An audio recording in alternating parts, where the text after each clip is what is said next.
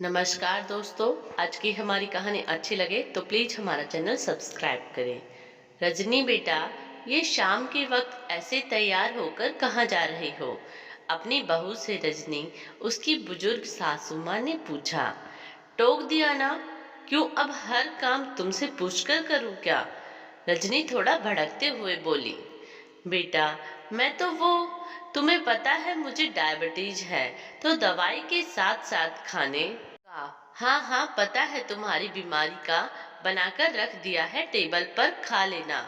और मुझे ऐसे मत टोका करो। नवरात्रि चल रही है, कॉलोनी में जागरण है। सभी माँ की भक्ति का आनंद लेने जा रहे हैं। मुझे भी वहां जाना है। आखिर दुनियादारी भी तो देखनी है। तुम्हारी तरह बिस्तर पर पड़े पड़े बड़बड़ाने की आदत नहीं है मेरी। हूँ, इतना अच्छा मूड बनाया था माता की भक्ति का। और खैर, जा रही हूँ, 12 बजे तक आ जाऊंगी, कहकर रजनी मुंह बनाते हुए बाहर निकल गई। 2 घर बाद अपनी हम उम्र पड़ोसन सुधा को आवाज देते हुए कहा। सुधा, अरे ओ सुधा। हाँ दीदी, सुधा ने दरवाजा खोलते हुए कहा। अरे तू अभी तक तैयार नहीं हुई, भूल गई क्या? आज माता की जागरण में चलना है। देख, मैं तो तैयार हो गई, रजनी ने मुस्कुराते हुए कहा। नहीं दीदी, मैं नहीं जा सकूंगी। क्यों? दीदी, वो सुबह टॉयलेट जाते समय मम्मी जी बाथरूम में गिर गई थी। कमर और कूल्हों में दर्द है उनके। डॉक्टर को दिखाया था मोहन जी, और मैंने तो उन्होंने दर्द की ट्यूब लगाने के लिए और गर्म पानी की सिकाई के लिए बताया था। वैसे एक्सरे करवाया था, कुछ नहीं आया। फ्रैक्चर वगैरह शुक्र है माता रानी का। अब उनकी सोने से पहले एक बार की और सिकाई कर दूंगी और ट्यूब लगा दूंगी, ताकि उन्हें रात भर सुकून मिलता रहे। दोनों हाथों को जोड़ते हुए सुधा बोली।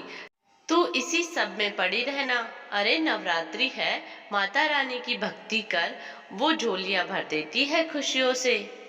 कहते हैं इन दिनों जो भी भक्ति भाव से माता जी का ध्यान करता है, माता जी उसे मन चाहे मुरादे देती हैं।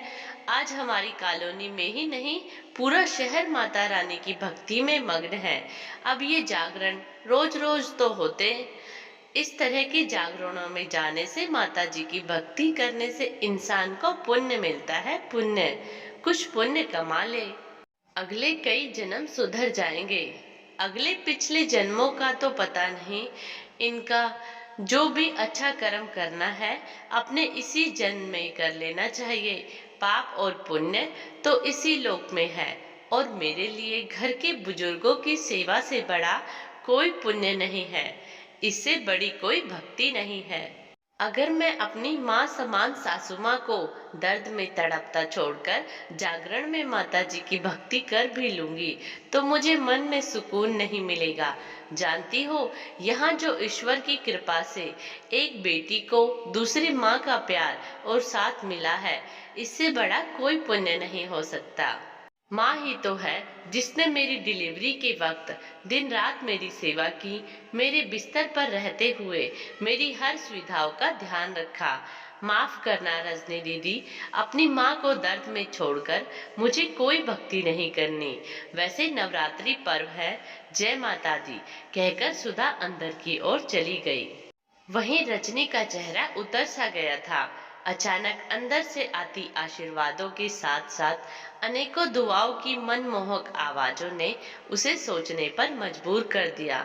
क्या वह अपनी माँ समान सासू माँ को भूखे रखकर माता जी की सच्ची भक्ति करने जा रही है, या यहाँ अपनी सासू माँ की उनके दर्द में सहभागी बनकर उनकी बहू सुधा सच्ची भक्ति कर रही है? अचानक उसने भी अपने दोनों हाथों को जोड़कर अपने कानों को छुआ और बोली, मुझे माफ करना माता जी, आपकी भक्ति तो मैं घर के मंदिर में भी कर लूंगी, मगर सचमुच जो घर में विराजमान असली माता जी है, पहले मुझे उनकी सेवा करनी जरूरी है। मुझे उन्हें गरम खाना उनकी दवाओं के साथ देनी चाहिए। माता जी, मैं आपके जागरण में जरूर आऊंगी, मगर अपनी माँ की देखभाल करने के बाद। जय माता दी, कहकर रजनी भी वापस घर की ओर मुड़ गई।